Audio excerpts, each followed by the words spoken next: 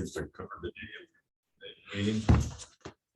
The one thing I want to bring to the attention of the committee, is I don't know if they're aware of it or not, the last town board meeting was brought up about the two frontages that we addressed and sent through to the town board for a public hearing. And there was a person or a couple of people that, were in opposition to it. So held off for a couple of meetings. It won't be come back before the town board until this March 21st meeting. And they thought that, what was already in the code was the same as what we were proposing, but that was not true. And I'll turn it over to Sean and see if she can explain. Right, we've been over this multiple times, and really merely all we did was basically exclude residential lots in that they can have frontage, two frontages. That was the change that we made. Now, if I'm gonna prepare a memo for the town board to make it a little bit more straightforward, I guess. And clear as to where it came from. And we've had discussions here.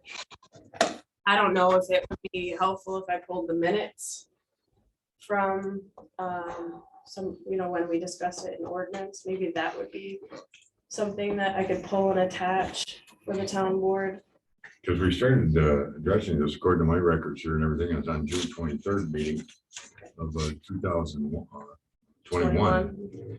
And when we first started talking about it, and then we talked about it briefly on different things. And then I remember one of you two fellas indicated if you put residential in, the one word in it, would address. It would take care of it. Take away the commercial part of it, as we were trying to get away from, having that go through at the same time as residential approval was taking place. So. Was the objection because they didn't understand it? Yes. Okay. And let me add a little context to the Sure. whole thing, if I may. Yes, please do. So we have had, as a zoning board of appeals, this come before us 2 or 3 times in the last 3 or 4 months. One was Dennis, oh God, the name escapes me. He bought Greg Westbrook. County Road 10, yes. County Road 16. Oh, I thought you were gonna talk about the other I ones. know, in corner Weifels and. Yes, corner of Weifels and Westlake. So right now, his entrance to his property is off of Weifels Road. And he wanted to put an entrance off of Westlake Road as well. And we, as a zoning board, I think, did not approve it or disapprove it. I think we put it on hold. And he was going to get us some more information. And then he took the request off the table, if I'm not mistaken. Dennis Prince. We also had another request from Peter German, and he wanted to put 2 entrances on his property, and we in fact approved it. And then there was another developer that was doing a piece of property, and I can't recall exactly where that was. Maybe you know that better than It's I. the County Road 10 piece, And the triangular piece the by the solar farm. no, there Not was that another one? piece where the road went from all the way through the property, and he was going to develop on both sides of it.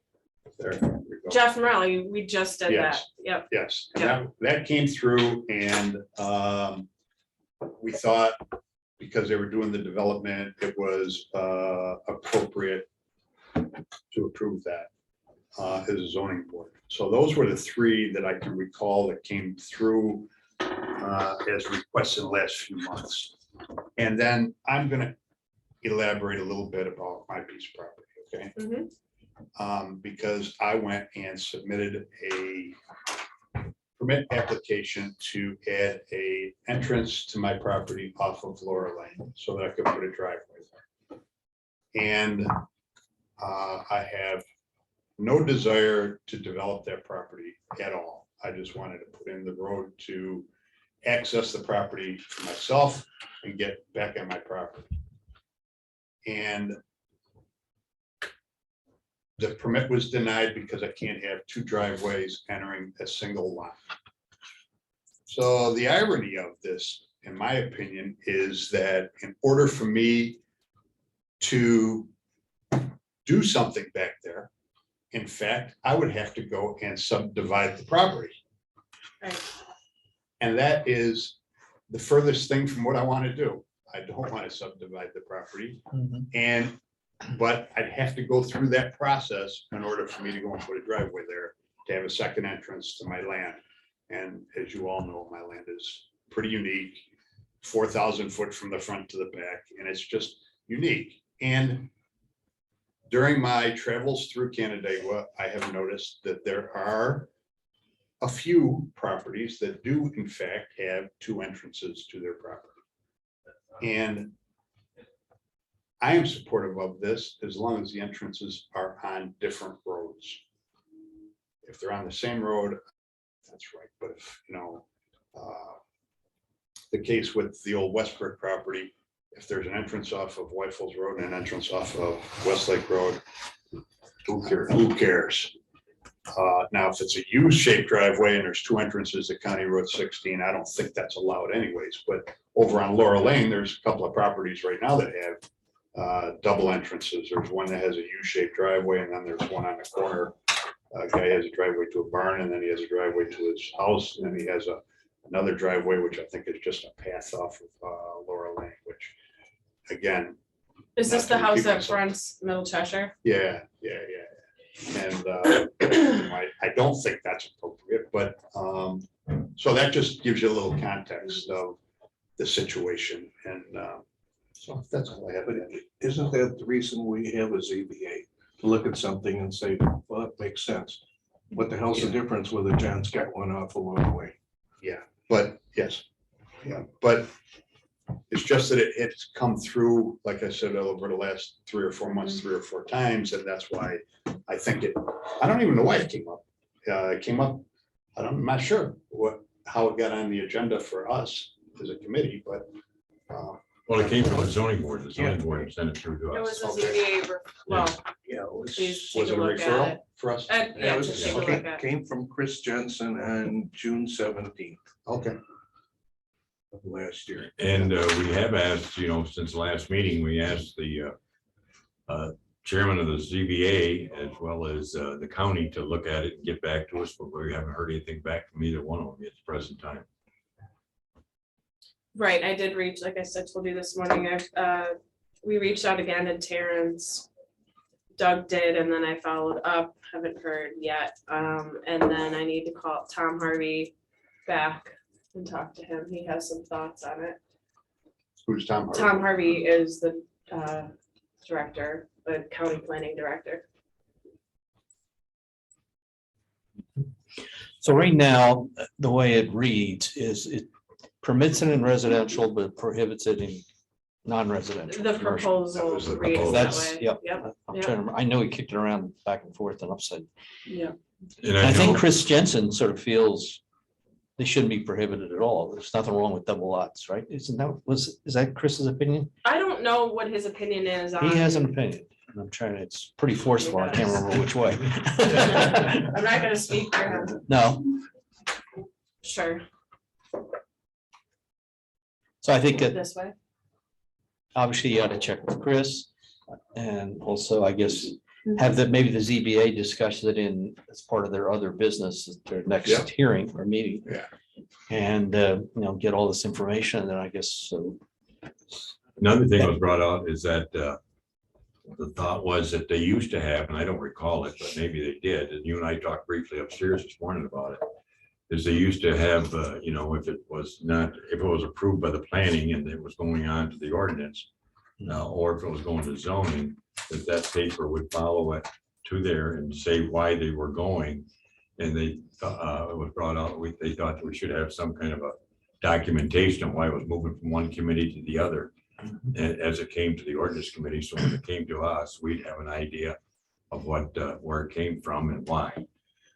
Going back to, again, Chris's original note, he says, ZBA has requested the ordinance committee examine this portion of the code and research the original intent.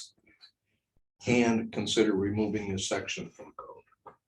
So that's, We're old, but not that the old. original thing is, maybe we should just say the hell with it, forget it, and let the planning board decide whether the driveways are too close or remote or didn't make any difference.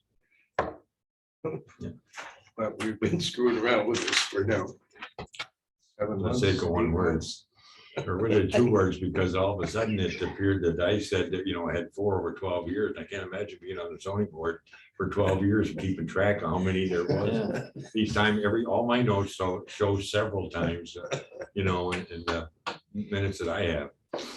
So it went from prohibited entirely, already the original red, to be permitted in residential, but prohibited non-residential. That's where we are now. But then you think about the non-residential, you probably are gonna have situations where somebody's gonna have a service road in the back, and they're gonna wanna come in that way rather than using the main entrance. And that makes sense. It's less traffic, coming and going off the main drag. Again, going back, why don't we just get rid of it altogether and let the That's- planning board decide whether it's appropriate in a residential or commercial situation? There are a lot of commercial situations for sure. There are some residential. I don't know why Greg Westbrook put in his driveway off Middle Cheshire Road anyways, but now the guy who bought it wants to change it back, I guess, right? But who cares? I think there was a driveway right back. It was, when the Connie yeah. Carpenter It was had the it. Connie Carpenter's Yeah, house, yeah. and then he He wanted had a to garage extend there it too, I yeah. think. Brian Prince is the owner of the house, just came to me. Mm. Did you say Brian? Brian Prince? Prince. That's his name. I'm leaning with you, Tom. I mean, I could see even governor's driveways, that double loops, that in some cases they're applicable because of, traffic concerns in terms of getting in and out instead of backing onto a road, you just come on the front way. So, I say we look at it a case by case basis at the planning board level. And in some instances, won't the state, if you're out on 332, decide Oh, they have the how ultimate, how close entrances and absolutely. exits can be. oh, and yeah, so they- on. well, you have to get So a that's- permit. for That's that. kind of a check too. And if not, then they can kick it on to the zoning board, and the zoning board can make the decision there, right? For commercial especially. Well, if the ordinance is moot on the whole issue, then it wouldn't affect the ZBA at all. I mean, essentially, they'd be allowed double frontages entirely, anywhere. Now, how it's Was it- built and designed, then, as you said, it'd be up to the planning board to make that decision. Anybody know the history of when it was put in code? I said, we're old, but not that old. There must be some trigger that I can remember. I think it was I thought you talked about it a lot, a case that triggered it way back on Westlake Road. No, No. Brian Prince, that was the That was only one the that only I one. can recall in recent memory. I'm like Gary, I mean, my memory's only good for so long. And I don't keep track of the numbers, but I remember recently Brian, Peter, and German, Peter this- German, this development. Piercebrook. I think, Sean, if you go back in your old urban planning books Germans from and school, R3. it'll probably be something in there that double lot frontages for some reason are, Probably. That's No what we problem. said as a They're ZBA. discouraged. We approved. but I think the way designs and planning has evolved, I think now it has it's applicable, can be used. So I have a question. Can we somehow require a variance or something so that it's ensure that the planning board is reviewing every double lot frontage application? You're making it too confusing. We already have that. If problem. it's That's why we're permitted, we doing can't this. require a variance. Does the town require a permit to put a new driveway onto a town road? Yes, but that would be, that's Jim. Jim, Mhm. so that would be then where that occurs. Jim either approves it or doesn't approve the permit for access.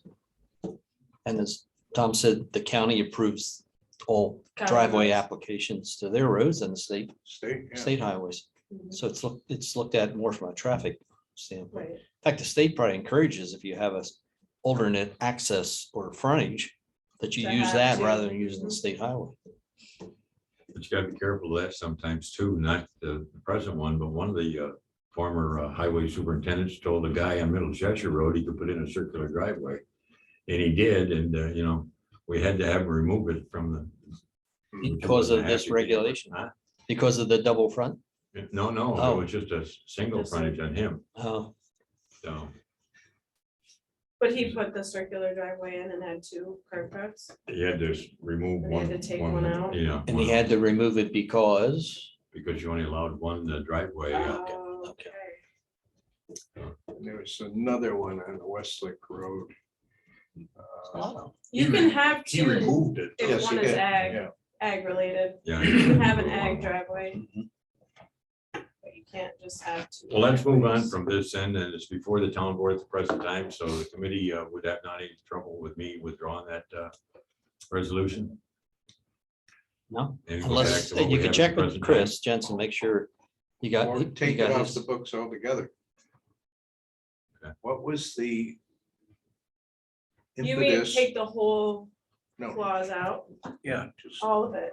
we'll leave it up to the planning board. Leave H out. If I could jump in here for a quick second, but you guys are saying something different. If the resolution that's currently stands would amend, is it actually a local law that would change the town code to insert the words except residential, allowing residential? If you withdraw that local law, that resolution, then the current code as it stands would be the code that would exist prohibiting it. If you want to eliminate that section of code, then that would be a whole new local law That would start the process. all over again, right? All over again, yeah. No, we'll just use whiteout. Just cross it Wish out. you could change law like that. Is that the intent then, to withdraw the resolution and then start a new local law, removing all of that text? Or leave it the way it Leave it is and have the ZBA make the decision. So we're back to where we started. Yeah. 9 months later.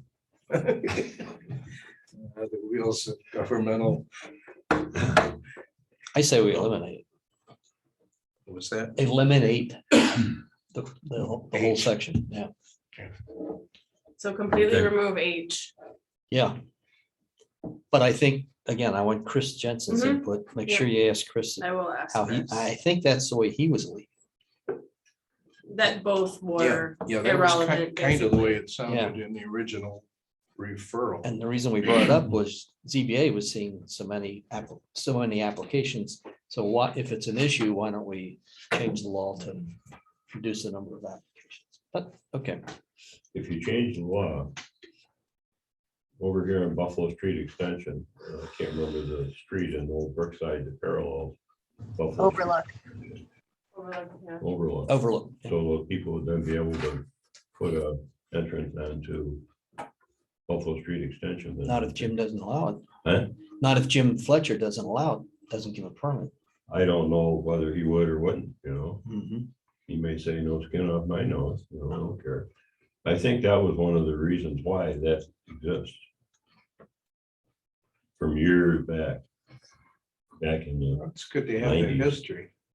I It didn't could be, it didn't could think be. of that, but And that's certainly a maybe where the situation where you wouldn't want history to. is. Yeah, no. No. you wouldn't, so. Yeah, be careful sometimes.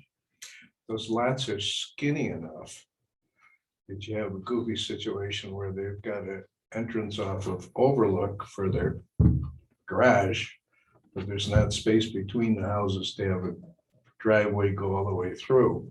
Those are pretty tight Mhm. lots. Mhm. So you would have somebody putting in and off of Buffalo Street. Yeah, to park their That's for RV or something. those accessory dwelling units that are gonna be coming in. I don't think we really had a good definition over the years of what, your frontage is. Is It it your depends front on where you door, is are. it where your driveway is, or what, so you can eliminate that altogether. It's been argued a few times about the lake, about Lake Road. Right. So it sounds like, Tom, what you're saying and Chuck is that maybe we leave it you leave the recognition of double lots need to be considered, need to be reviewed by Mhm. planning board, highway, rather than just say absolutely not. Rather than take that whole text out. Still leave it, but acknowledge that. So in lieu of kicking it to the ZBA would be either planning board decision if it's a planning board issue, or Jim's decision if it's just a permit, Mhm, his issue. mhm. It's fine. Okay, let's, Doug, Wait. The planning board doesn't have the authority to offer a variance for the town code unless you change the town code. no, and that's what I'm saying, that we would change the town, that it sounds like what the ordinance committee is saying, to change the town code. So you're talking about a new local law to amend the town code to take the authority away from the zoning board and give it to the planning board. That's what I hear you saying. That's just completely different than we've ever talked about before. I just want to make sure everybody's on the same page. I don't know how that would fly. That's because that's what we have the zoning board for. The zoning board is, and sorry, Adeline, I just sent Adeline a separate text message, but the determination is done by the zoning officer, and then the person is appealing the zoning officer's determination to the zoning board of appeals. That's what it's there for. So you're either going to have to strike that section of code there, or put it a whole new local law, or put it in site design criteria or something to kick it to the planning board to take it out of the current town code, Right. the way it's currently. So you're talking about a whole new local law, if that's what you're trying to do. To me, it makes sense to have these things reviewed on a case-by-case basis. I mean, if there's a reason for it that makes sense, we can have the very knowledgeable members of the zoning board confirm that reason and move forward with it. I don't see the reason to just allow it to be built based on whatever makes sense in the highway department. We have the ZBA. That's back to the CBA. Don't want to put them out of business. What weight does the site design criteria have? Are they equivalent to code? It's part, correct me if I'm wrong, Doug, I think it's been adopted by the board, the site design criteria and standards. And, but it's subject to revision without having to go through a formal revision process of local law revision. Is that correct? Essentially, it's in the town code as the site design criteria, but it was designed to give greater flexibility for the board to amend the site design criteria without having to go through the whole local law process. They can amend the site design criteria essentially by resolution or amendment of the site design criteria, as opposed to having to do the local law with it actually being in town code. But yeah, so essentially, yeah. Yep. But I'm not sure if this issue would qualify under that site design. Site design is more nuts and bolts type stuff. This is more of a planning issue. So I think it either's got to be in local, in zoning, or in zoning. It's got to be in zoning, I think. I mean, the ZBA can, if people have to go to the ZBA more often, they have to go to the ZBA. And I guess you guys will have to wrestle with it, that's all. Just leave it Which is alone. fine. yeah. It's fine. Yeah. But then it sounds like, And you can look at it. We're withdrawing. The zoning board can say, hey, it makes no sense to apply it in this case, whether it's Peter German or whether it's the guy that owns Greg's place or The only challenge with your the place. yeah, the only challenge with the zoning board is that when there's a code or a law written, the applicant has to bring enough information to convince the zoning board to rule against the ordinance or the law. And generally speaking, the zoning board of appeals tends to stick with the law and the ordinance as currently written, unless there's overwhelming, compelling evidence or information hardship. that would motivate us to change. Mhm. So it's not as if saying, well, in this case, it's okay. there has to be, you gotta meet the 5 factors, you know, that it wasn't created by yourself, that it's not gonna be a detriment to the community, that it doesn't change the character of the community, et cetera, et cetera. So to say it's up to the discretion of the zoning board, that's not true. Yeah, you're applying code. You're applying code, and there has to be a really strong, compelling reason for us to rule against the code. You generally don't, precedent is not, I haven't seen that much. That The we say that ZBA again. with precedent, that isn't, you, I see the ZBA is very case by case by case. That's right. We Right. try not to set. You a try precedent. not to set precedent, you try not to pull from, That's right. Yeah. And I think in this particular case, it was such that we felt uncomfortable that we could be creating a precedent. And that's probably why we referred it in the first place. And I'm trying to be reserved here in this conversation because I don't want it to be perceived that I have any skin in the game here with my particular situation. So I'll go with whatever the board decides. I mean, I don't care. Were there litigation over a decision? Would precedent have any bearing on an individual case? Yes. yes, absolutely. Yes, Precedent of that board, Right, a lot of times. absolutely. yes, they would look at that. Not a case by case, No, and each having its own merits. yes. That's why it's not a discretionary issue. It's more, have we ever done this before? Where have we done it? I mean, we ask those questions as test questions all the time at the ZBA.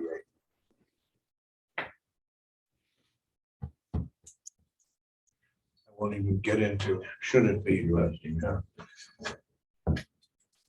Well, I think. Because in a perfect world, it should be a case by case basis. Right. But you can't go and say, well, in this case, 2 driveways, 2 entrances aren't gonna bother anybody. You know, that doesn't fit the test criteria that we have to put it through, you know, so it's not an opinion, it's based on, should we rule against the ordinance because of this? That's kind of where we are as a ZBA. Okay, let's kind of wrap this up because we spent a lot of time on it. I planned on it, I figured 10, 15 minutes to come on. So the committee's decision is that we pull the resolution. Yeah, status quo. Yeah, I think, yes, leave it status quo. Get it status quo and let ZBA on a case by case basis look at it. But acknowledge that there will develop some precedent. And if it becomes a challenge, we bring it back to the ordinance committee. So that was a motion by you, Tom? Okay. Can I have a second? So moved. I will second. All, is there any discussion? Not, then we'll move forward and vote. Those in favor signify by saying aye. Aye. Opposed, no? Carried. Now let's move on to cemeteries. Doug drafted up a change since we had our last meeting and discussed cemeteries and sent it out to us. And we had gone through just about everything on it at that time when we discussed it previously, 2 or 3 meetings, and we had Leaf here giving a good presentation on the cemeteries. And so now we're at the place where we're going to decide if what Doug sent out, what changes needed to be made. So I'll open the floor up to individuals. So Gary, what's the last draft we have? You said Doug sent it out. Was that the Is it this one? 11? That's the one I have. Yeah. Okay, the one with the It says, crossouts? Yeah, yeah. chapter 45, it says. up at the top. Yes. So it did away with the committee and more or less focused on the running of it.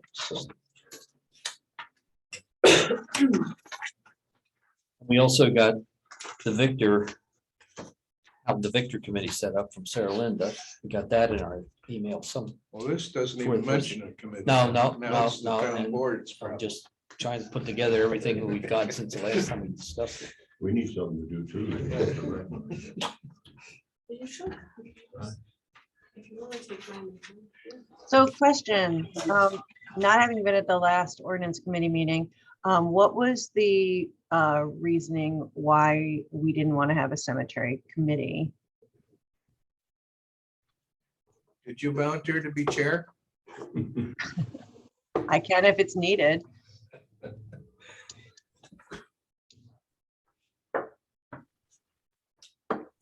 Lee, can you answer that? No, I can't, because so He's Because he you're won. asking the wrong guy, because the concept for the committee originated with me. Right. So I gave you all the reasons why there should be. Okay, and I still hold to those reasons. And this was carefully crafted by Doug and Kate. And you heard from myself, and I obviously wouldn't have wasted your time or mine coming in here and telling you that I thought this was important if I didn't think it was important. So that's where I am with it.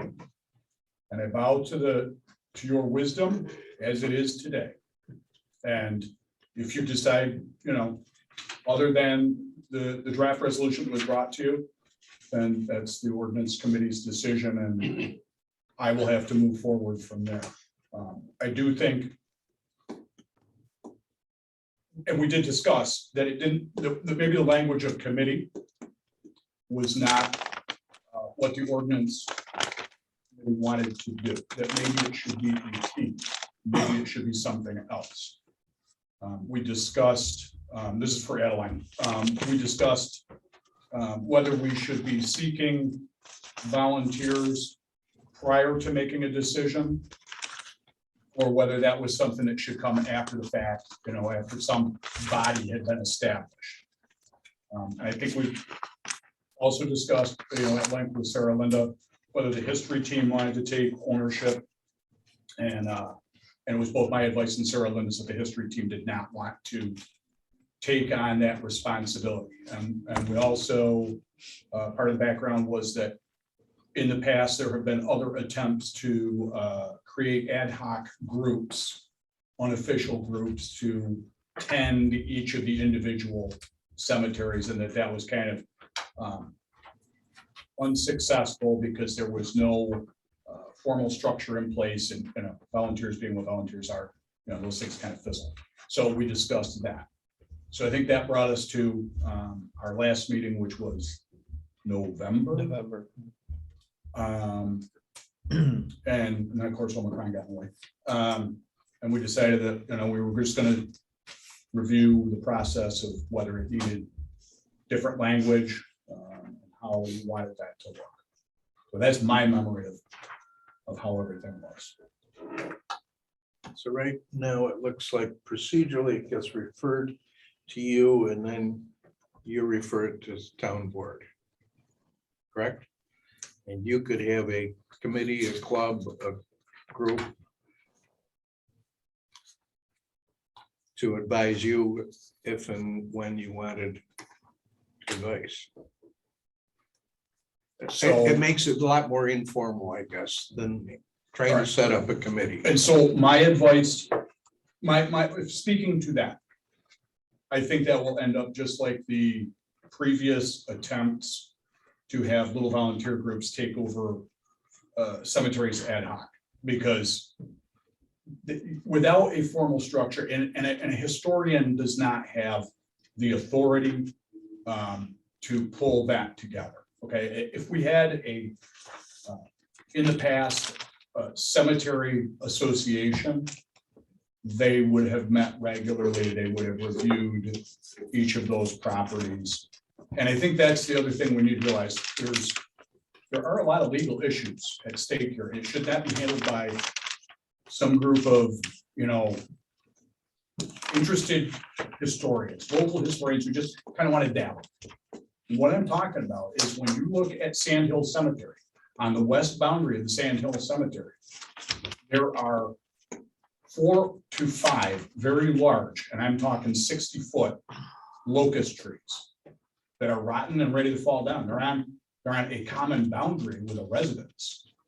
We don't even know exactly where that property line is. We have no fence Okay, and this goes for a couple of our other properties as well. Those trees need to come down. They also need to be replaced. I've spoken very briefly with Edith about what we would do to replace those trees. But we have a legal issue that should not be determined by the historian. It's a pretty big deal for, to throw back on Lindsay's plate. Okay, which you all know is very full right now. Which would be the Parks Department. Yep. So if we had an official body, they would be doing that work. They would be determining what trees come down, what's the cost, what replaces them, working with the neighbor. There are a lot of issues with 8 very different sized and aged properties. And you've discussed at length in our November meeting, the difference between the Academy Cemetery and say Cooley Road. Okay, Cooley Road is a postage stamp, it's the size of this room. You know, Academy is large and still taking in interments. So again, I would present to you the idea that this is not something to be, it's not just a history issue. That's my concern with it. But there are other overriding concerns. And we discussed it, and this is also for Adeline. Yeah, I just have another question. If there were somebody requiring a burial in Academy, who would handle that now? Or if we need those trees removed, how are we currently? Okay, so currently there are no new plots for sale in the Academy Cemetery, and obviously Pine Bank still has its association, so it's not of concern to us immediately. It's not ours to worry about. Gene handles working with Jim if a plot needs to have a grave opened in the Academy Cemetery, which is, I think there are 6 plots that have been sold and do not have a resident. So going forward, those 6 plots would be handled through Gene. And then trees is a coordination between Parks and Highway. Parks, Highway, and Tree Committee. Tree Committee would make the recommendation of what to plant, and Parks. Okay, but the Parks Committee is not touring the cemeteries and checking them out on a regular basis. Who is the one who's actually going to the cemeteries and checking out what their condition is at this point? All right, so No one.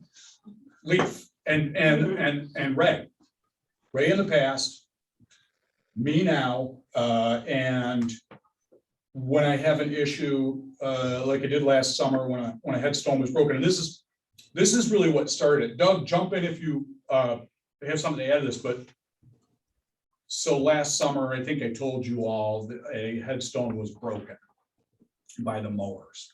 That was sort of what sparked this, because we have a very bad mowing service. We do what we have to do as custodians of public revenue. So we go with the lowest bid, right? So We believe it was the maintenance staff. We have no proof or evidence. what we have is Therefore, we we are drove left with a by. broken headstone. Yeah, And we we drove don't by know one day, it how was it there. happened. We need to fix it. We drove by, I drove by the next day, the lawn was mowed and the stone was broken. That is circumstantial evidence. But so that got this process started. And I think I've presented to you that there are a host of things involved here. My personal skin in the game as historian is that you have the graves of people who founded this nation and this town. You have the graves of people who have fought and died for this community for 200 years. You have all of their families. You have thousands of dollars worth of preservation work that should be done, not just out of honoring them, but because those headstones are now public property. When those cemeteries passed to the town, those graves are public property. Can the families come and visit them? Yes. But we're talking about families that have maybe perhaps moved away 100 years ago, or the last survivor was 75 years ago. That is the public trust. And some of those graves, not all of them, but many of them have historic value, not just for the information that's contained on them. That's very important. But the headstone itself is actually an art form that no longer exists. And it's an art form rendered in a kind of stone that is no longer used in headstone. So each one is kind of a one of a kind that contains information and tells us about the past. That's my piece. But I have tried to look at our cemeteries very broadly and very coldly and look at all the issues for the town regarding the property itself, the maintenance of the property, our liability with regards to neighboring properties. None of the boundaries of any of these cemeteries are properly marked at this time. They all have. Except for Hun, we had Huns, we Right. had Hun surveyed. Hun and a cat, and I should say Academy, we know because we have a chain link fence, but the others, the fences are down. It's noted on. We don't know if the fences were even really accurately placed because they were done so very long ago.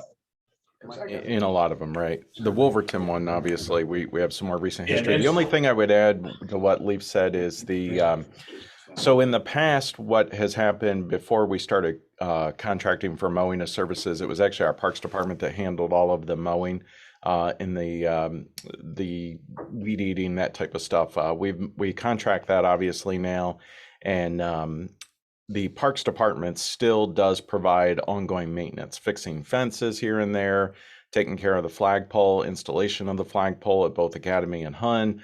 There was a building that had to be some work done to it at Academy. Parks Department certainly does all that. Working with Highway and the tree team specifically relative to the trees, there's a lot of older trees in our cemeteries. Some of them are absolutely huge. Even a branch that comes out of one of the trees could have detrimental impact to quite a few headstones. Our tree team, I want to say it was last year, went around to every single one of the cemeteries and marked the trees that need to come down. And working with our highway department and of course, Terry, we've recently had a conversation about a bucket truck. That's one of the things that always comes back to is the need for a bucket truck to access these trees and everything. But our highway department largely took the lead on taking down a lot of those trees that needed to come down. There are some trees that are still standing, and Leaf was alluding to neighboring landowners, and that's one of the ongoing challenges. I know that the cemetery on either Cooley or New Michigan, I can't remember which one, has a couple of trees that still need to come down, but we need an easement from the neighboring landowner to get onto the cemetery site to be able to remove the trees safely without destroying tombstones. And to date, that has not been we haven't been able to come together on what that easement would look like yet. So I know Jim has been working on that. So that's been the ongoing challenges. Jim certainly has a lot of other priorities day to day. So does Lindsay from the parks, and so the tree team is certainly looking at any number of different things, and that's why the cemetery stuff has a lot of times been left to the back burner. And I think Leaf is trying to advance that to make it a little bit more of a priority for us. Yeah, and I guess so that the ordinance committee understands how I would view this. You're not going to change the fact that Lindsay's managing the mowing. You're not going to change that Jim is removing the tree. But as Doug said, because they have other overriding priorities, these things naturally get pushed to the back burner. A committee, as opposed to a group of volunteers, would be able to help organize all of that and ensure that it got done, and not in 10 years, but be able to set up a real plan for maintenance and work with the associated departments. And I think that, and the historian, again, I have the headstone thing, and what I've been working with Peter Ellison on headstone restoration. But we're now talking about thousands of dollars for that, thousands of dollars for trees, flags and flagpoles and split rail fences. There is expense in this. And we need to manage those costs wisely. Not just, wait till there's a disaster and throw money at it, or say, oh, geez, now it's time to cut those trees down because they're threatening to fall on the neighbors. There needs to be a body that has vision and can pull that together in a way for the town and the town board that makes sense and that uses those public funds wisely. And there may well be years when we say, we got to kind of skip the headstones because we need to do tree work. We can't do it all. And there is a budget in place 2022 for a lot of this, for a cemetery committee. Now, do you have people that have indicated an interest in serving on that Yes. committee? Yes, if we have a committee, I have no doubt that we will have the number of volunteers that we need. And some of them, as I pointed out back in November, some of them will be people on the history team, even though the history team didn't want to take it on as a duty of theirs. They still do have skin in the game, all right? They still want to help organize the historic headstone aspects of it. And there will be people from that team who would be willing to serve on a cemetery committee. I think it would need to be established how many, that might be something we want to discuss again. We talk 5, 7, or 9. How many times do these people meet? Those were conversations that we had, the questions that you all had. And I think they're very valid questions. And I think we're not talking about a committee that meets, twice a month. We might be talking about a committee that meets quarterly. So again, those are details that, the ordinance committee's feedback and Kate and Doug's. But I think that's where I'm at with this. When I was looking at this over the weekend, I'm thinking of the cemetery that's on John's Land and Cooley Road 1 and so on. Of the cemeteries that we, the town, are now responsible for because of state rules, statute, or whatever. These started out as family cemeteries. Most of them. Family and neighborhood. Yeah, neighborhood. And today, I think if you go to pick a name, Whitehaven, you buy a plot and you pay X number of dollars for perpetual care, maintenance. So we have none of that in these family cemeteries. There's no money. No right? money. Yeah. So we, the town, are stuck with those.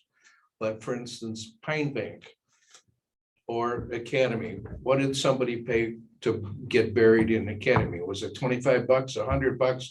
It's certainly not anything that's perpetually funding this responsibility to fix up 100-year-old or 200-year-old Correct. headstones. There's no money. There is no funding or endowment or anything that we're talking about. Correct. we didn't inherit anything. Are we smart enough now with Pine Bank to charge enough money to ultimately take care of that, or is that Pine gonna be? Bank has its own association and they determine the cost. The town has no say. We don't have to worry about Pine Bank yet. So we're gonna be, Yeah. we're gonna be stuck with it eventually, though, with no funding for the perpetuity, So- which is a long time. To quick address that, Yeah. okay? So I don't think it's part of the committee's concern right now, because it's not, it doesn't belong to the committee, right? If there was the committee that we're hypothetically talking about. When it did, that committee would inherit whatever funds the association has at that time. And that's another reason to have that committee, is because you then have a governing body pretty much replacing the association that will be able to make that determination about funds in perpetuity for maintenance. And if you don't have a committee in place, you're gonna end up having to create one, unless you guys wanna run Pine Bank. We are. Well, You know what I'm saying? that's the We dilemma. already do. We're We creating already give them more of a 5,000 monster with no funding. And today's taxpayers, if you ask them, would you like to pay another $100 a year to fix up a 200-year-old headstone? I don't think they'd like it. No, I don't So- think I actually $100. completely disagree with you on that. And- Okay. oh, and his cemetery has nothing to, is not in the conversation. Okay, Wolverton is not a part of the conversation. John's owns his cemetery. If he decides and the town decided to enter into an The agreement, town is responsible by Beyond what statute or. John That's has what I done in want the to, past. I want to ask Doug that question, Doug. Can you, Sure. is the town responsible for the maintenance of all the cemeteries in the town, all but mine, or none of them? I think the statute reads. So New York State let- requires Article maintenance. 7. let me be clear about that. So the state of New York state law, and this is exactly what Tom was alluding to, but New York state law says that once a cemetery association is abandoned, that the municipality that the cemetery is responsible for maintenance. Now, maintenance is defined differently in New York state law. So that doesn't necessarily mean, for instance, at Academy, we keep the grass at, 4 inches or less or thereabouts. Something like Wolverton Cemetery, we don't have to go in and cut the grass all the time. But the town of Canandaigua is 100% responsible because there is no association. The only one that we're not responsible for is actually the Pine Bank Cemetery because this association still exists. The town So- board in 2013 or 14, I believe it was, accepted the Academy Cemetery when the association dissolved and took on 100% responsibility of that. So yes, the town is responsible. Is it maintenance that the town is responsible for, Doug? Everything. So technically in state law, there's supposed to be a fence around cemeteries. There's supposed to be the maintenance, the upkeep, whatever it is. The town becomes the responsible entity for that, which is, and I heard Terry say that we make a contribution to Pine Bank. We absolutely do, because I can tell you, I think that the cost would be greater than what we're currently contributing to Pine Bank if we had to take 100% responsibility of that. And so sometimes there are agreements in place, like what we have with Pine Bank, and some municipalities do that to try to keep the association solvent so that you don't take on that responsibility. So is the town responsible for the maintenance of the headstones as well? Or That's the- more loosely defined. Okay, so we don't have to go in as a town and reconstruct the headstones or maintain the headstones per the law? That would be up to the town board to make that decision on what Okay. degree of maintenance they want to do relative to the headstones. Okay, that helps clarify. Let Thank you. me say, Ed, allow me to add something. When somebody says, I don't think the people of this town want to spend $200, that is an opinion. Okay, Absolutely you've heard from the appointed official who is in charge of history of this town. You've heard from the history team. You've heard from the town manager and Kate that this is a responsibility that we have both from the state and because they are town properties that carry liability. If we want to discuss the maintenance of the headstones, all right, we're now actually trying to do the business that we're suggesting a committee be formed to do. I think that's going off in the weeds. I think what we're doing here is not discussing the scope of the work. We're discussing whether there should be a committee to deal with the scope of the work. Well, I think And it's established that the state gives us a responsibility to maintain. respectfully, Leaf, and I Yep. agree with, I understand what you're saying, but I think along with the committee, there's gonna become some financial requirements of the town to maintain the property. And I am trying to get a clarification as to what maintenance means. Yeah, and I understand that, John. So So that's all I'm. the trying state to law do. is, as Doug said, very kind of loose Yeah. about what it means. We have to maintain it like 3 times a year. What I want to suggest is we've already been spending the money. We've been mowing them for years. This isn't a new thing. We've been mowing them. We do a great job of mowing. The mowers do a bad job of not breaking headstones, okay? Our cemeteries are well mowed. We've been doing headstone preservation on those oldest and most valuable headstones for years. This goes way back, okay? And the financial aspect is always the determination of the town board if there's a committee or there's not a committee, the town board Absolutely. determines Yeah. what is funded for that purpose. And consistently throughout the last at least 5 years, if not longer, the town board has budgeted funds for the preservation and repair of different items in the cemeteries, including headstones, but also, as Doug alluded to, maintenance shed. We've installed flagpoles. We've also installed fences, and there are more cemeteries that need to be located, surveyed, and have fences installed. There's more work to continue what the town board has established as that level of maintenance that they would like to see at this point in time. Do you have any idea what the expenditures for that have been over the last 5 years? I could absolutely run you a report and give you exactly how much that has been. And I can tell you broadly, John, separate from the mowing contract, and I did try to get that, but so that you know, Lindsay's budget is for mowing town property. Understood. Should have it broken down. Yeah. The headstones is, we'll give you the amount, but it goes like this, okay? Yeah. Because we have not had, and this comes back to the committee again. We have not had a long-range plan, okay? So Ray used the funds wisely as the need arose. Yeah, we're talking a few thousand, not 10,000s. Just to give you an approximation, we're not talking tens of thousands. We're talking a couple thousand Each year for the last Correct. 5 years. Yeah. Correct. In addition to the mowing. Correct. The mowing separate, because as Leaf said, we do include that with all of the parks. So that we talk somewhere between 40 and 60,000 for an annual contract. Understood. And then separately, the maintenance to the cemeteries and headstones, that's been a couple thousand, give or take each year, that we've kind of prioritized what needed to be done. As Leaf alluded to, if we need to do a fence, we don't do as many headstones. Who sets up the priorities as to what's to be done each year? At this point in time, it's a conversation. When we do the budget meeting, it's a conversation between the highway department, the parks department, and the historian. There is no particular person or one chain of command that it follows. And then, Well, Which is I would, what I has would led jump it in, to- I would jump into that though. The town board in 2017 did adopt a capital improvement plan that includes all of our cemeteries. There's with each of them, and the funds that we're going to be earmarked every year. And when I'm putting the budget together, that's what I go by.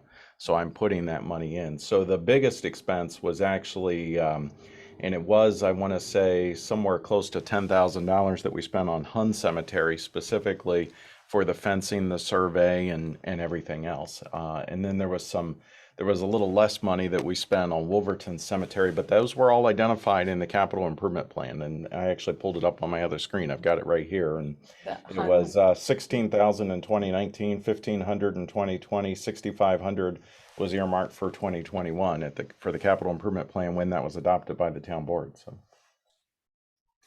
Would that determination be a responsibility of this new committee, if there was one? Determining each year what should be allocated and for what? yes, that's the idea, is that you have a custodial body that's preparing budgets and plans and presenting them to the town for approval and then carrying them out.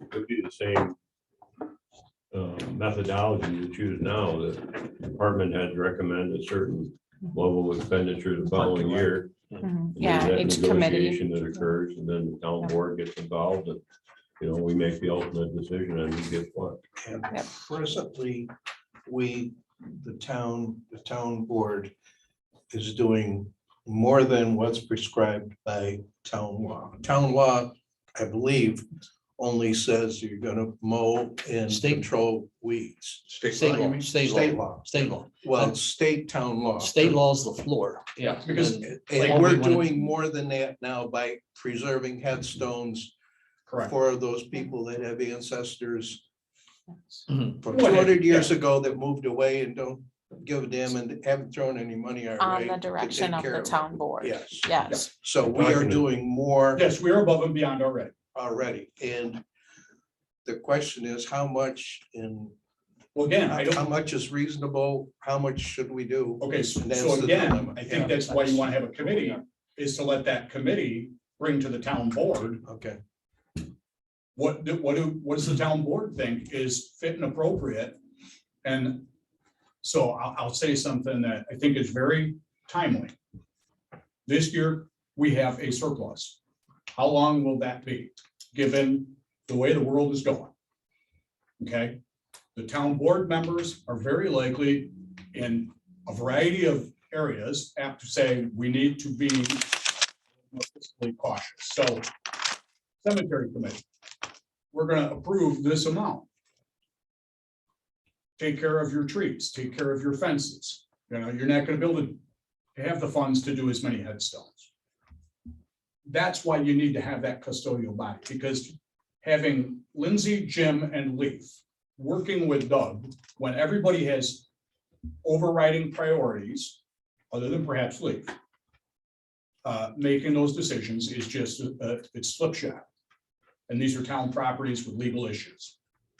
Okay, if you put it in the hands of a group of citizens, you're putting the power back in The legal issue really is the mowing and weeds. No, The it's the trees. discretionary issue is the maintenance of the headstones. And My concern is this, okay? And I said, it, I'll say it again, you have, almost all of these properties are surrounded by trees. 2 to 3 sides, some cases, there are trees all the way around. Okay, those limbs falling and those trees falling on neighboring properties, and several of them have residences. Okay, Knott Road does. Let me see, Academy does not, Lucas does not, Han does, all right, Sand Hill does. You're talking about trees that, they don't care which way the wind's blowing. It puts it down on the neighbor's property and it's our tree. It's our problem. And if that tree comes down on a bunch of headstones, you got another problem. That's a whole different thing. But Doug did, mention that, like at Hun, we have vast trees. I mean, these are really big oaks. They lose a limb, it does damage, can do damage.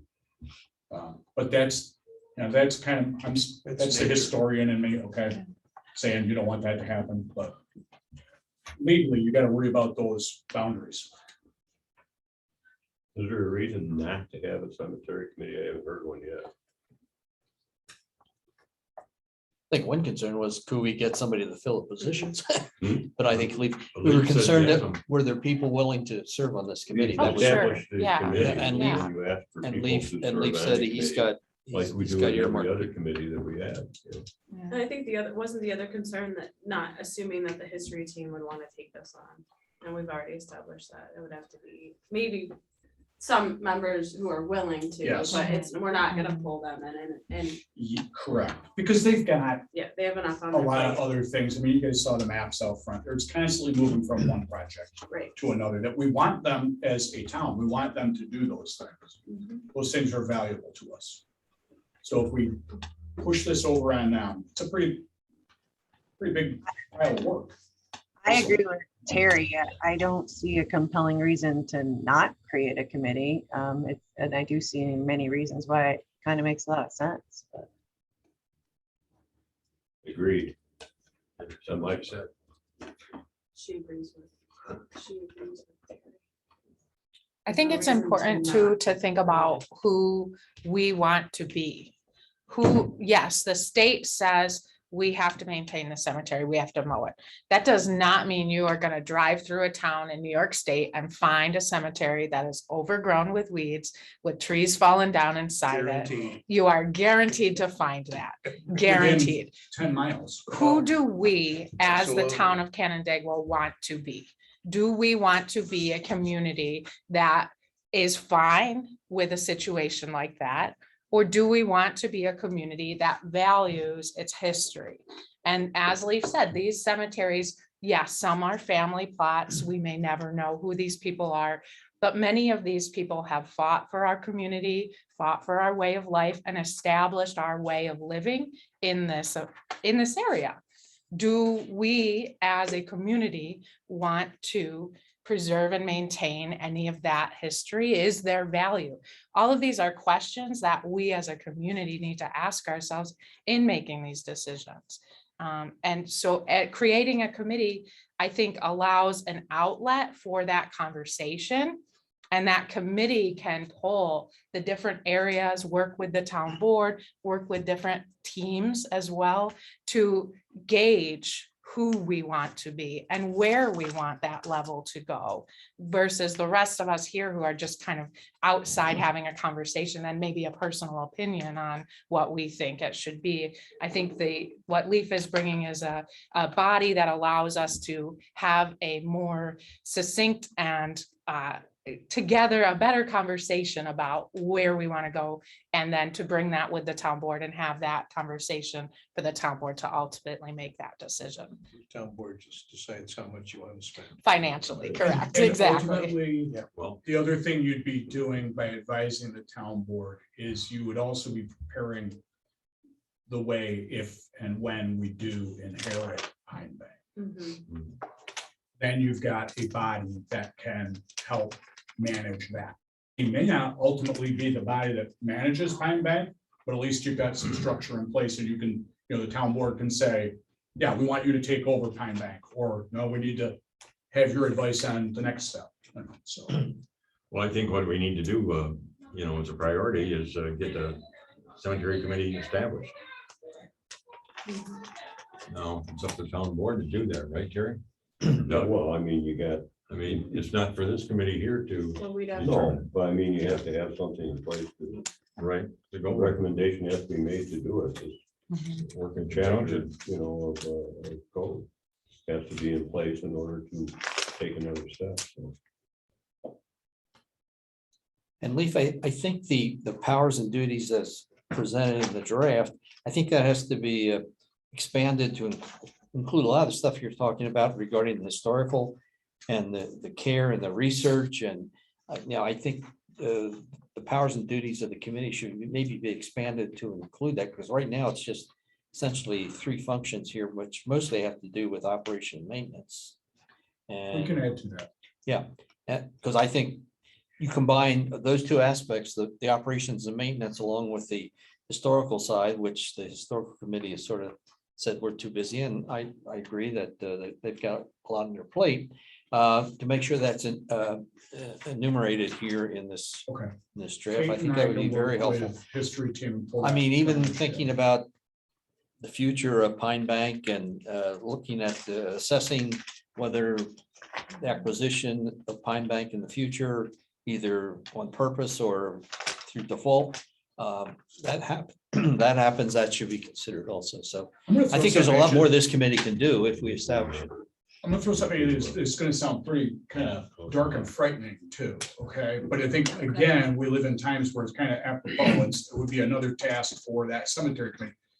We were very fortunate that our pandemic did not create the problems that, if you recall, we were all worried were gonna happen in 2020.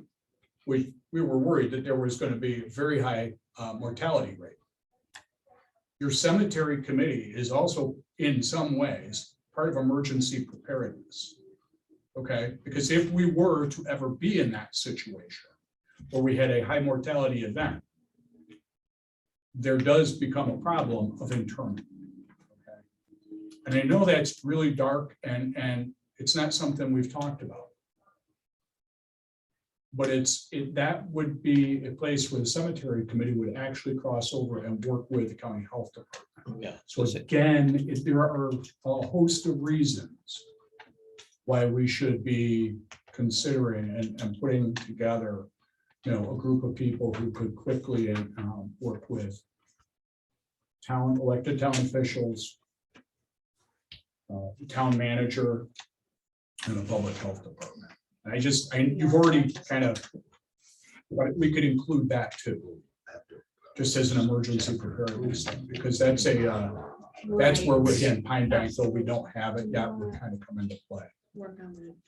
Your thought being that we would have on our sites, on our cemeteries, capacity to accept We don't deceased. have, like, if there was suddenly a mass mortality, think about if you've got bodies piling up, what do? You have a public health crisis, you're not just addressing the deaths, you're addressing future issues that result from something like that. But in today's society, we have commercial cemeteries where they mostly are cremated people and they're easy to maintain with no headstones sticking up and so on. I don't think it would, again, God forbid, but I can't imagine. But that's what it is. It's a God forbid. No, you're right, but it's a God forbid. I mean, It's something we think about. You know, we wisely go acknowledge that there's just a potential and that's an avenue that body would perform. I think so. I think we were. Where are we? We are to the point where we need to. Is this what we're suggesting is the language? No, Or does it we're need to be gonna need to rewritten? rework it again, Rework. Yeah, which you- we have it in other iterations, but we'll have to rework And it. I do believe that the intention of expanding the powers and duties was the reason we shared the code for the town of Victor with you Yeah, all I previously was to looking for it on review. my phone. They had a little bit more teeth in their powers and duties, so it was intended to be a review in case there were any items in there you felt absolutely include or absolutely don't include.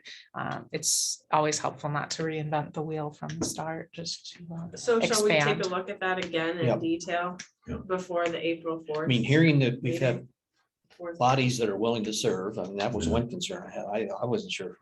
We have enough trouble trying to get people to serve in committees. But to create another committee and finding people, and the fact that if we do expand the powers and duties, I think, depending what those powers and duties are, I think we're going in the right direction. Well, why don't we have this reworked, as we said, and, get it out to the members before the April 4th Before meeting, the- and then we can discuss it there, and hopefully, Moving on. Push it forward. And we'll work on that language of what the responsibilities, expanding that. I mean, yeah, you I enumerate understand what you're saying. quite a few things that, Mhm, mhm. does Academy Well, why not? Cemetery have any endowment when it disbanded? Yeah, there was some money, but not a lot. Yeah, I think they had 10 grand or something. I was gonna say it was like 8 Yeah, or something. Yeah, I It don't wasn't bad. currently track any special private funds. I would have to track them separately because they'd be used specifically for that purpose. And that's not something Do that we we have any- currently have in place. Do we have any feel for what the endowment is at Pine Bank? So we don't, if and when that closes or At this Its point, they do capacity. provide their financial report to the town board each year, so we could reference their financial report for the end of it'd probably 21. be a good, so that I think we, Leaf's successor doesn't inherit a real nightmare. and I think it would be wise just to include them in any considerations that potential committee is making. Yeah. And we might even ask, and I know I there, wouldn't be surprised if one of those members Would would be like willing to to serve. serve on the committee. Have we looked at other cemeteries? What other endowments? And maybe we should look at that, because maybe that is just not even a good benchmark. with regards to our cemeteries. And what are other communities charging? Oh, You know, that's what's I'm going on? saying. in What's other towns. happening in other, what's really, I mean, what's the bottom line? So some of, it's all over the map, because you have cemeteries that end up like Academy, where it's a little tiny Yeah. endowment. Bloomfield's Cemetery, which is just off the park there. Really well endowed. They have vast amounts of money. So it depends on how active the cemetery is, how active the cemetery association is. Right. How old the graves are. Yeah, really. yeah, just the volume of work that has to be done. I mean, not all real estate is equal, right? I mean, and let's face it, a cemetery is real estate. But Some requires more, some requires less. John's Cemetery was a family plot. There is no endowment. Right. I Right. presume, Right. Right, unless you're hiding a cash. right.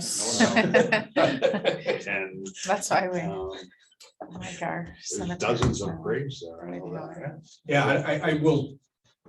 We have 8 cemeteries and I don't want to guess how many family plots were in Canada with it. We don't even know about. Mm.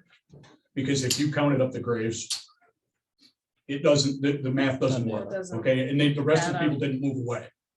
So there are probably a number of, small, little tiny Overton-sized cemeteries that.